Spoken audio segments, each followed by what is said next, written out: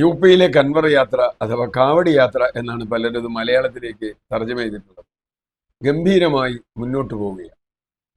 യഥാർത്ഥത്തിൽ യു പിയിൽ കഴിഞ്ഞ തെരഞ്ഞെടുപ്പിൽ, ലോക്സഭാ തെരഞ്ഞെടുപ്പിൽ വലിയ തിരിച്ചടിയാണ് BJP മുന്നണി നേരിട്ടത്. അത് യോഗി ആദിത്യനാഥിനുള്ള വിധിയാണോ നരേന്ദ്രമോദിക്കുള്ള വിധിയാണോ എന്നൊക്കെ നമുക്ക് കാണാനിരിക്കുന്നതേ ഉള്ളൂ. ഏതായാലും അതിന്റെ തെറ്റിതിരുത്തൽ അവർ തുടങ്ങി. എങ്ങനെയാണ്? കൂടുതൽ കൂടുതൽ ഹെയ്റ്റ് സ്പീച്ച്, വിദ്വേഷ പ്രചരണം, വിദ്വേഷ പ്രവർത്തനത്തിലൂടെ.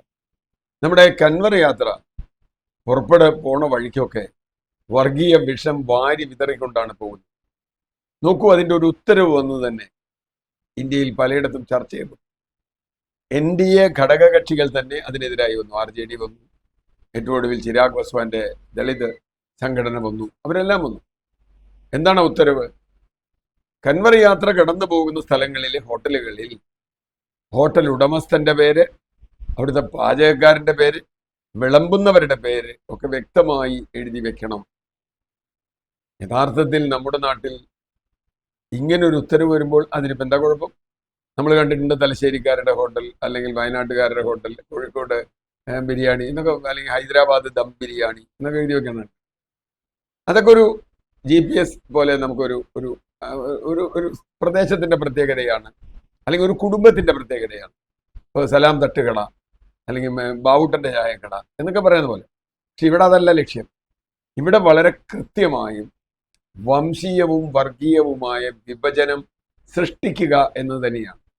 യാത്ര കടന്നു പോകുന്ന സ്ഥലങ്ങളിൽ, ഹോട്ടലുകളിൽ യാത്രയിൽപ്പെട്ട ആളുകൾ കയറിയാൽ അവർക്ക് കിട്ടുന്ന ഭക്ഷണം ചില വിഭാഗങ്ങൾ ഉണ്ടാക്കിയതാകരുത്, അല്ലെങ്കിൽ ചില വിഭാഗങ്ങൾ മാത്രം ഉണ്ടാക്കിയതാവണം എന്നതാണ് അതിന്റെ ഒന്നാമത്തെ കാര്യം.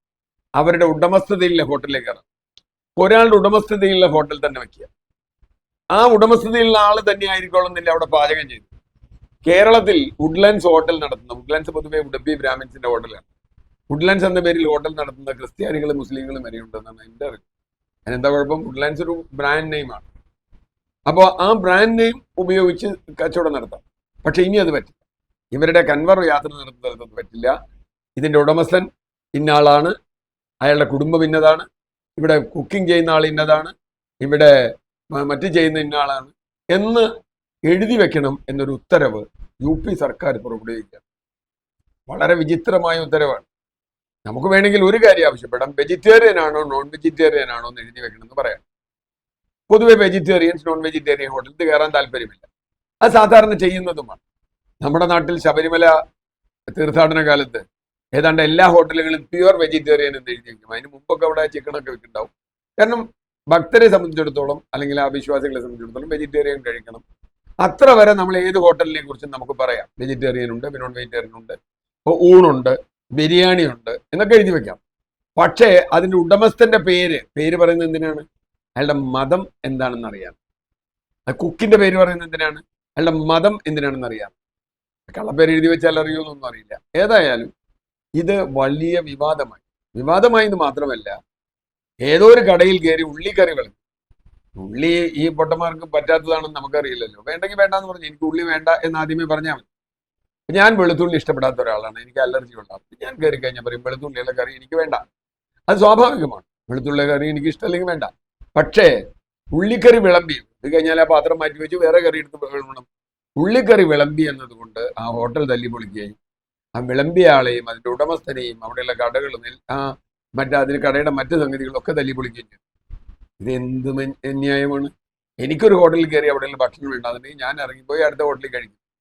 ഇത് നമുക്ക് സ്വാഭാവികമാണ്. കാരണം അവിടെ ഉണ്ടാക്കുന്ന ഭക്ഷണമല്ലേ അവർക്ക് തരാൻ പറ്റുള്ളൂ.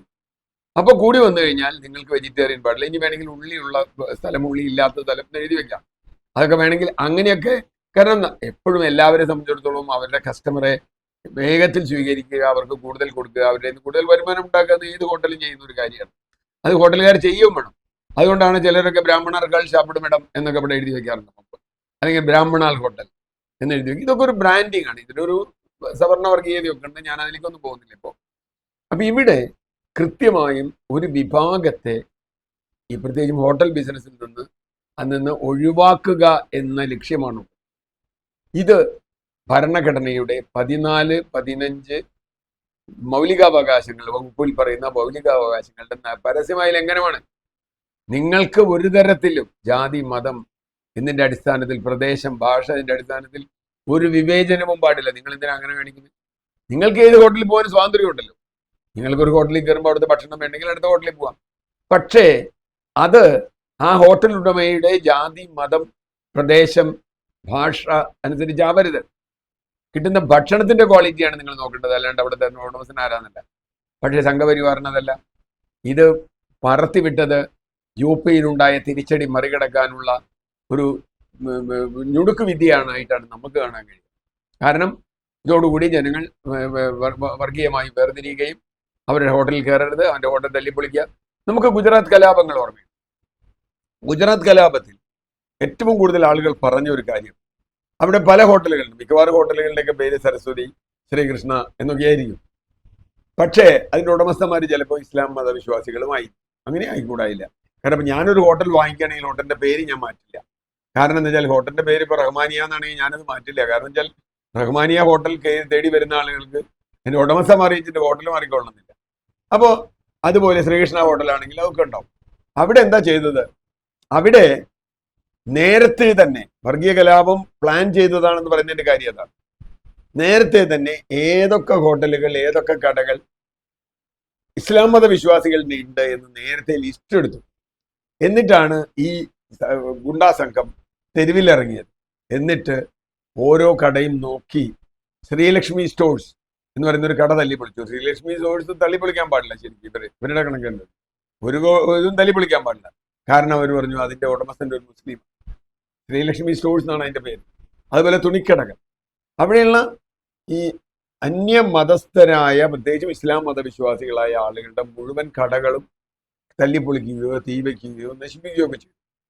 ഇതിന്റെ മറ്റൊരു രൂപമാണ് ഇവിടെ വരാൻ പോണം. ഇനിയിപ്പോ അതിന്റെ പുറത്ത് പേരെഴുതി വെക്കുകയാണ്, നിങ്ങളതൊരു അന്യമതസ്ഥന്റെ പേരാണ്, ഒരു ഇതാണ്. അതിന് വേണ്ടി മതസ്ഥ മാത്രമല്ല ജാതിയാവാം. നിങ്ങളൊരു ദളിത് വിഭാഗത്തിൽപ്പെട്ട ആളാണ്, അയാളുടെ കടലിൽ ഇവർക്ക് കയറാൻ പറ്റില്ലല്ലോ, ബ്രാഹ്മണിക്കലല്ലേ. അപ്പൊ ജാതി വെക്കണം, ഇനി കുടുംബം വെക്കണം, ജാതി വെക്കണം. അങ്ങനെ വെച്ചാൽ എന്തൊരു വിവേചനമാണ് നമ്മുടെ ജനാധിപത്യം എന്ന് പറയുന്ന ഈ രാജ്യത്തുണ്ടാകുന്നത്. ഏതായാലും ഇതിനെതിരെ NDAയുടെ ഘടകകക്ഷികൾ തന്നെ രംഗത്ത് വന്നു എന്നത് വളരെ ശുഭോദർക്കമായ ഒരു കാര്യമാണ്. ചിരാഗ് പാസ്വാൻ വളരെ കൃത്യമായി പറഞ്ഞു. അതുപോലെ എനിക്ക് തോന്നുന്നില്ല ഇവരുടെ ഘടകകക്ഷിയായ TDP പോലെയുള്ള കക്ഷികൾക്ക്, JDUവിന്, അതുപോലെയുള്ളവർക്കൊന്നും സ്വീകാര്യമാവില്ല. JDUവും TDP ഇല്ലെങ്കിൽ മോഡി മന്ത്രിസഭയില്ല. അപ്പോ ഇത്തരത്തിൽ വിഭാഗീയത സൃഷ്ടിച്ച് UP തിരിച്ചു പിടിക്കാൻ ശ്രമിക്കുമ്പോൾ മോഡി മന്ത്രിസഭ തന്നെ താഴെ വീഴുമെന്നുള്ള സംശയം. കാരണം നാളെ TDPക്ക് ആന്ധ്രയിലെ ഒന്നും പറയാൻ പറ്റില്ല. ഇങ്ങനെ ഒരു പണി പറഞ്ഞാൽ ആന്ധ്രയിൽ അയാൾക്ക് ചവിട്ടും പോവും, അയാളുടെ പിന്തുണയും പോവും. അല്ലെങ്കിൽ JDU എന്ന് പറയാൻ പറ്റില്ല, ബീഹാറിൽ പറയാൻ പറ്റില്ല. അപ്പൊ അങ്ങനെയുള്ള ഒരു ഘട്ടത്തിൽ ഇത് ഏറ്റവും നിഷേധാത്മകമായ, വിവേചനപരമായ, വിദ്വേഷ ജനിപ്പിക്കുന്ന, വളർത്തുന്ന ഒരു നടപടിയാണ്. അത് മോഡി അറിഞ്ഞില്ലെങ്കിൽ എന്താ ചെയ്യാന്നല്ല. ഇനി ഒരു കാര്യം കൂടിയുണ്ട്, മോഡിക്ക് ഒരു പണി കൊടുക്കാൻ യോഗി ചെയ്തതാണോ ഇത് എന്ന് ചോദിച്ചാൽ നമുക്ക് അല്ലാന്നും പറയാൻ പറ്റില്ല. കാരണം മോഡിയും യോഗിയും തമ്മിൽ നല്ല സൗഹൃദത്തിലാണ് എന്നിപ്പോൾ നമുക്ക് കുറെ വാർത്തകളിൽ നിന്നൊക്കെ വരുന്നുണ്ട്. മോഡി പറഞ്ഞൊന്നും യോഗി കേൾക്കില്ല, യോഗി പറഞ്ഞൊന്നും മോഡി കേൾക്കില്ല.